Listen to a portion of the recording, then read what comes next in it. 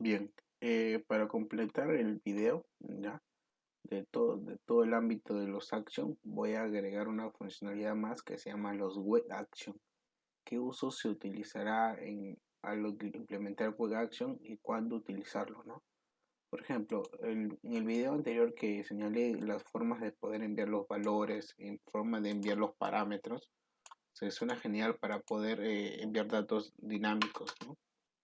Pero yo, digamos, estimo esta forma cuando quieres invocar un action, pero no está tan enfocado en que nos retorne alguna información que queramos, ¿no?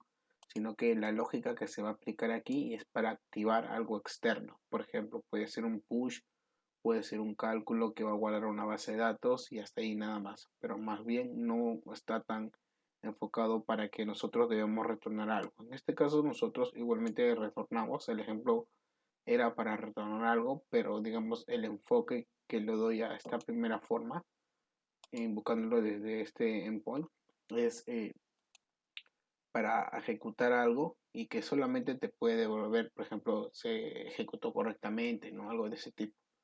Más no están orientados para que nos devuelva información. Porque la forma más, digamos, más completa para devolver información es implementar los web action.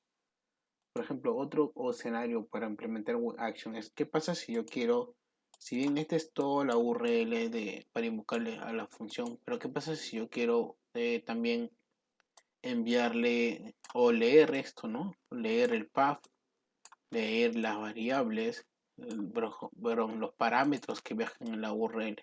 Si lo hago tal cual de esta forma, no podemos leerlo, al menos que lo pases los valores ya no por URL, sino por los parámetros que es por acá. Pero obviamente va a haber escenarios donde realmente no, digamos, el caso de uso no se enfoca en parámetros, sino por los valores en la URL. Entonces ahí es cuando yo ya digo que debo implementar un web action que básicamente se enfoca para crear servicios REST o tipos endpoints, ¿no? Entonces vamos a proceder a ver qué beneficios nos da. Ya, hasta ahora hemos visto que podemos hacer cálculos usando el action normal y lo único dinámico que tiene ahorita son los parámetros, ¿no? Que lo veamos desde acá. Ojo, cuando nosotros vamos a activar un action a web action, se pierde un poco el concepto de los parámetros porque, digamos, ya va a ser interpretado de otra forma, ¿no? Los parámetros se van a implementar como que estuviéramos enviando alguna información JSON a este action por un endpoint. Entonces no se llamaría del todo parámetro. Ya. Y solo podríamos utilizar parámetros por default. Ya no lo haríamos de esta forma porque este dato se interpreta como un JSON o con otros datos. Para eso, para convertirlo a web action, solamente debemos irnos a endpoint y acá debemos habilitar, ¿no? Save. Si bien tú ya conoces exactamente estas URLs que fue lo que apliqué, porque esta es la que y fuimos aplicando, obviamente tú puedes continuar enviando, utilizar esa URL, ¿no? Tal cual, que es la misma. Pero nos da otra URL. Ya. Esta URL es una URL pública y es una URL digamos, multiuso porque lo puedes utilizar de diferentes formas. Ya. Eh, por ejemplo, vamos a copiar. Ya. Vamos a pegar acá. Si le doy enviar directamente, o sea que me devuelve. Bueno, me dice que no devuelve ningún contenido. ¿Y es por qué? ¿Por qué no vuelve ningún contenido? Y cuando le devuelvo acá, sí me devuelve alguna información. Pues los web action tienen otra forma de especificar su mensaje de retorno. Por ejemplo, acá enviamos directamente los datos que queremos, pero internamente esto se convierte como un body, ¿no? A nivel, si tienes que tener un poco de concepto de servicios REST, a nivel de, tenemos acá el LED body y pegamos esto. Ya vamos a ponerlo acá igual. Entonces esos serían los datos que yo quiero devolver. Pero acá tiene su propio estándar. Te dice, para enviar los datos tienes que enviar como retornar una llave que se llama body y acá especificas la información, ¿no? Acá para que no sea confuso le pongo data y acá le especifico data. Entonces tú tienes que enviarle tal cual el mismo formato como te indica en las documentaciones de Web Action. Entonces uno de estos es que debes, si quieres devolver la información, debes hacerlo desde una key llamado body y lo que contenga ese key es la data que se va a demostrar. Vamos a guardar y le vamos a dar nuevamente enviar. Y vieron, ahora sí ya me devuelve específicamente toda la información. Y lo genial de esto es que esto solo se enfoca en traer lo que tú estás especificando. En cambio, en el otro, en Void te devuelve datos inclusive de la aplicación, algo tipo ID que no lo vas a utilizar, ¿no? Ni lo vas a, digamos, dar otro uso. Por ejemplo, si yo nuevamente lo invoco, me va a devolver lo mismo, solo que dentro de la llave, ¿no? Pero en este se enfoca más para devolvernos específicamente el resultado que queremos. Por ejemplo, si yo quiero no solo enviar el body, quiero que el header enviar algo, ¿no? Ponemos header y ponemos acá, por ejemplo, ¿no? Key, ponemos key y ponemos my key, por ejemplo. Es un ejemplo que vamos a dar.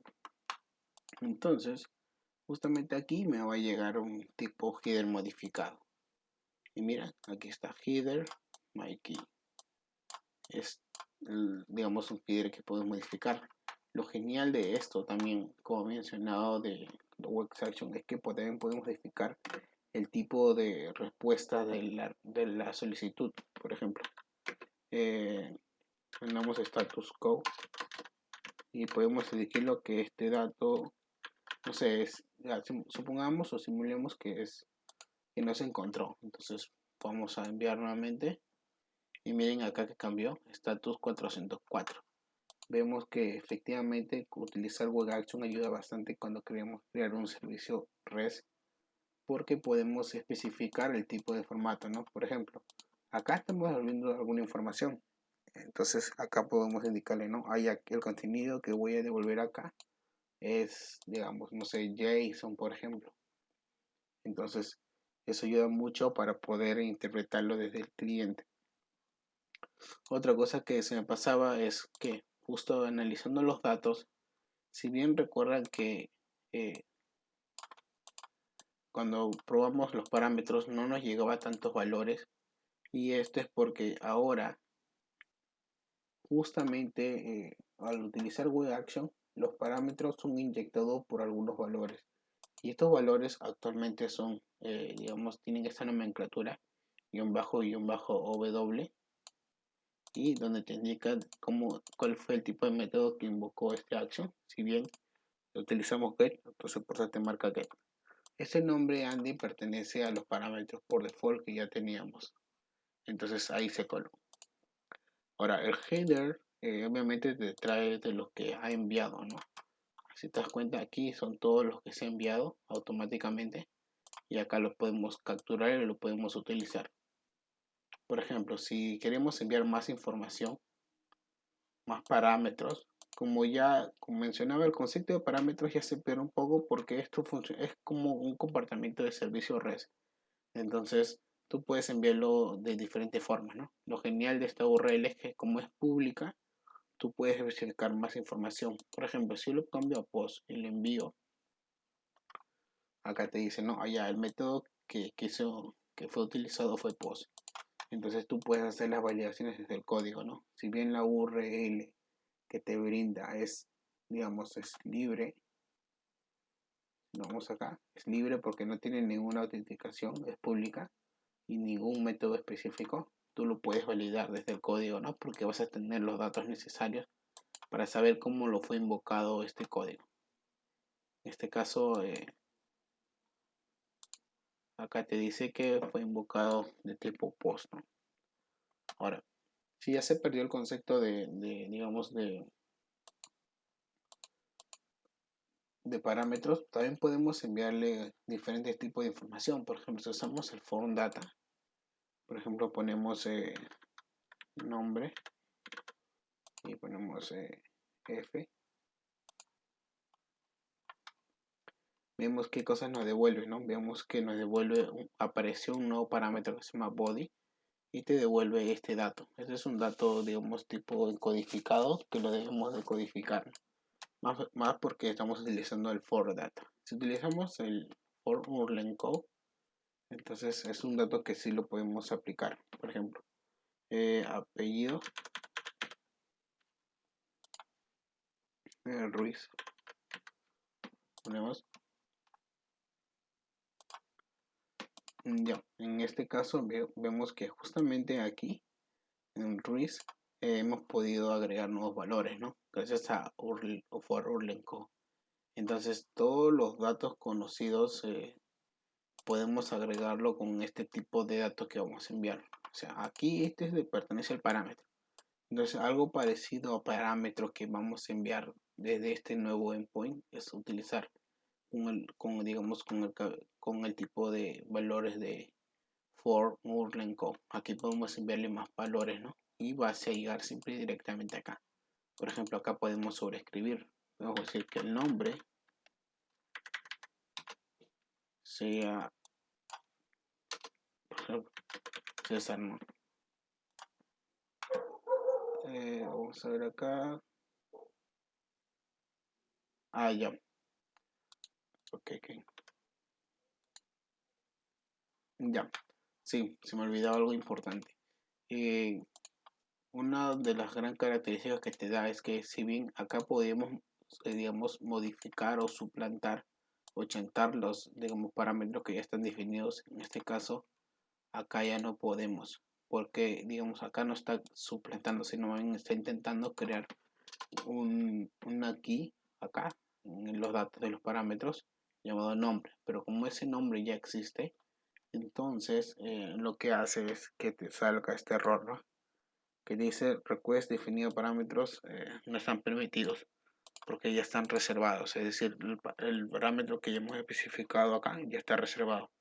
Entonces, cuando queremos enviarle un valor desde este tipo de información, nos dice que ya no se puede, porque ya hay alguien que tiene ese nombre como key. Entonces, si lo ponemos nombres, que es diferente, y así te permite, ¿no? Y acá está. Ok. Otra cosa interesante es que, mira, podemos implementar más.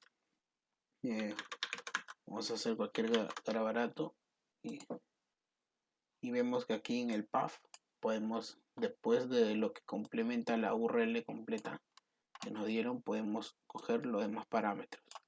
Más aún, si queremos enviar nosotros, por ejemplo, aquí nombre, por ejemplo, por ejemplo, un número, ¿no? Número igual 89. Vemos que los datos que viajan por URL también son interpretados acá. También, obviamente, el path también está. Obviamente sin estas queries de URL, sino porque las queries de URL se interpretan igual como key y ya te da todo servido para su uso, ¿no? Esas son las ventajas de utilizar Web Action. Obviamente acá puedes devolver diferentes información, no solamente digamos en objetos, sino en array también. Solo que en el body le pasas un array y ya está, ¿no? Ok. A ver, vamos a probar con JSON. Por ejemplo, vamos con JSON acá y vamos a ver qué sale, ¿no? Ponemos nombre. Ponemos en este caso Andy. Enviamos. Perdón. Vamos a ver, es por el mismo nombre, ¿no? Otro nombre ponemos.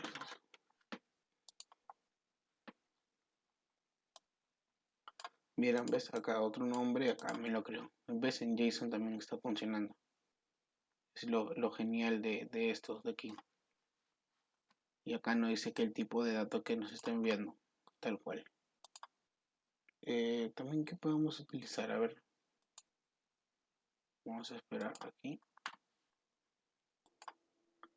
Bien, bueno, a lo que íbamos, ¿no? O sea, vemos que hay grandes ventajas utilizar los Web Action, sobre todo la forma dinámica de cómo podemos devolver la información, específicamente solo el resultado, y la forma de cómo podemos controlar el header, el body, el path, el método, entre datos, ¿no? Vemos que aquí no devuelve todos servidos, aunque acá agregue nuevos valores, tal cual aquí. Acá podemos, en este caso, podemos acá enviar y podemos igualmente capturar, ¿no? Que está acá, parámetros, está oculto. Ya, ves que ahora hay bastantes formas de utilizar. Bueno, para terminar, si bien obviamente esto inclusive acá te estoy especificando un JSON, pero acá le digo, ¿sabes qué? Quiero que esto me devuelva en HTML, ¿no? El header modifico el content type, indicándole que voy a devolver una información HTML y acá escribo el HTML en string, en texto, para poder devolver el resultado. O sea, hay varios usos que tú lo puedes dar, no solamente para JSON, ¿no?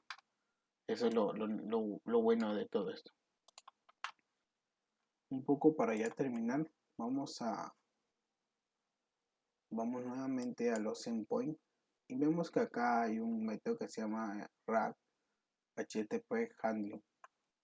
Si algo que ustedes notaron es que aunque nosotros cambiáramos de este caso de tipo de información que vamos a enviarle al action, siempre este nos devuelve ya todo servidito, ¿no? En llave valor, tal cual. Dependiendo del sea o cual sea el tipo, ¿no? JSON URL code, solamente a excepción form data que nos devuelve dentro de una propiedad llamada body. Entonces, eso es lo genial de utilizar la primera opción. Si tú especifico acá texto, acá sí no me va a devolver tal cual esto, sino me va a devolver texto, pero en el low body, ¿no? Pero a lo que iba es que ya te facilita bastante las cosas a nivel de parsear la información, porque ya te lo da todo servido acá como clave y valor. Pero si yo quiero activar el wrap HTTP, veamos qué va a pasar. Ya. Vieron que aquí ya no me está devolviendo la llave y valor, sino más bien solamente el parámetro que teníamos, ¿no? El parámetro que estaba acá configurado. Ya, ¿por qué? Porque al activar esa opción es indicarle que, bueno, no te encargues tú de dejarlo todo servido. Yo soy el que va efectivamente a especificar toda esa información. Lo que sí es que me tienes que pasar la data en cruda y eso es lo que está haciendo. Por ejemplo, aquí, este parámetro que agregamos ya me lo está pasando de forma en cruda. ¿Por qué? Porque acá te da todo, ¿no? El nombre y el valor. El path me devuelve tal cual. Ahora, este de aquí, vemos que está codificado, está en base 64. Entonces debemos decodificarlo y vamos a tener esta información. Entonces, pero para ahorrarnos todo esto, podemos en este caso deshabilitarlo, si tú deseas. Pero si obviamente si tú le quieres dar más uso un poco más profundo, no sé, capaz digamos un escenario que donde solamente necesites los datos a crudo, entonces ya debes activarlo, ¿no? Pero si quieres agilizar bastante, deshabilítalo y utiliza tal cual la misma forma como estás llevando. Porque de alguna forma igual ayuda bastante que faciliten algunas cosas, ¿no? Bueno, en texto obviamente te devuelve completo, pero esto solamente pasa cuando utilizas JSON. Vamos a probar este de aquí. Bueno, obviamente en code te devuelve de esta forma, ¿no? Solamente en JSON es cuando te devuelve de en base 64. Solo deberíamos de codificar y ya está, ¿no? Para que tú mismo lo compruebes, vamos a copiar esto. Ya vamos a copiar todo este dato que está en base 64. Entonces vámonos aquí, vámonos a Google, tenemos base 64 de codificar. Aquí justo vamos a pegar y vamos a darle de code. Y vemos que aquí está efectivamente el dato decodificado, ¿no? Que es lo que está devolviendo desde el servidor. Bueno, no, básicamente lo que está devolviendo desde el cliente que está enviando, ¿no? Que es el mismo. Solo que acá solo lo ha codificado en base 64. Solo debemos de codificarlo y ya está. Pero como queremos ahorrarnos bastante ese tipo de cosas, deshabilitamos la opción y listo, con eso sería todo la opción. Solo lo utilizaría cuando realmente quieres utilizar datos en crudo y quieres manejarlo tú mismo o el parseo, ¿no? Y obviamente ayuda bastante tener deshabilitada esa opción porque ya te facilita bastante algunas cosas. Bueno, con esto ya estamos cerrando el web action. En realidad creo que eso en sí es casi todo lo que abarca durante un action y es lo que quería mostrarle, ¿no? Todo el uso que podemos darle, ¿no? Ya hemos hablado de los endpoints. En total son dos endpoints, uno que es por default del action, que básicamente se enfoca para invocar un action, más no para resultados, porque para resultados tipo servicios REST o API utilizaríamos los web action, ¿no? Y esta URL, ¿no? Para que nos devuelvan los datos específicamente que queramos. Este parámetro que está acá lo puedo deshabilitar, solo que yo lo estoy haciendo que se reenvíe como respuesta para que podamos ver también acá, ¿no? Más a detalle. Porque la idea al final es que solamente devuelve datos del servicio core, digamos, del negocio, por ejemplo. Y bueno, con eso sería todo. Vamos por último, voy a crear un último video de cómo podemos implementar este API, digamos, para utilizando un servicio API, tal cual el mismo nombre de IBM Cloud Function, ¿no? Y vemos ahí algunas características que podemos aplicar. Listo.